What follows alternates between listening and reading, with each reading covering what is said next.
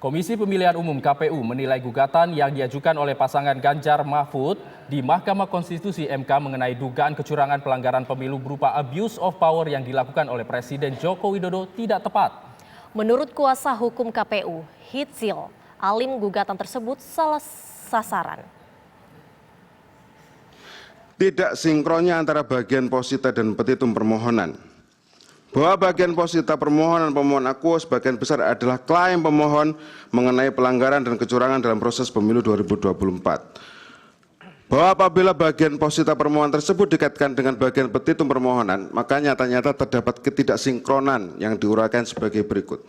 Posita permohonan pemohon mendalilkan adanya pelanggaran dan kecurangan yang bersifat TSM dalam proses pemilu 2024 antara lain berupa abuse of power yang terkoordinasi. Ini model baru yang mulia, jadi selain TSM ada APT namanya sekarang, abuse of power yang terkoordinasi.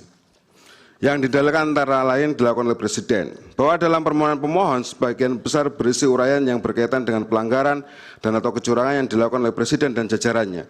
Namun fakta hukumnya Presiden bukanlah peserta pemilu dan bukan pula pihak yang berperkara dalam sengketa PHPU akuo. Sehingga argumentasi permohonan pemohon baik yang termuat dalam posita maupun petitum permohonan menjadi tidak tepat disampaikan dalam sengketa PHPU ini dan salah sasaran. Karena hal tersebut tidak berkaitan dengan termohon. Sehingga hal tersebut menjadikan tidak sinkronnya posita dengan petitum pemohon yang mendiskualifikasinya salah satu paslon presiden dan wakil presiden sebagai berikut. Dianggap dibacakan yang mulia.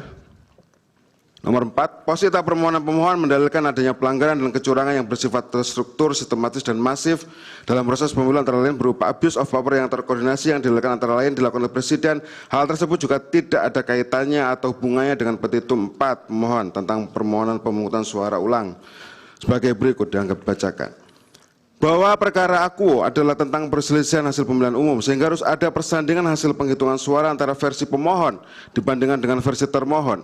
Bahwa apabila disimak dari segenap dalil-dalil permohonan pemohon baik dalam posita maupun petitumnya, maka sama sekali bukan tentang persandingan hasil penghitungan suara dan selisih penghitungan suara, tetapi tentang klaim, pelanggaran dan kecurangan dalam proses pemilu, dan ujung-ujungnya adalah petitum yang meminta diskualifikasi salah satu paslon presiden dan wakil presiden dan permintaan pemungutan suara ulang tanpa mengikutsertakan paslon presiden dan wakil presiden yang didiskualifikasi.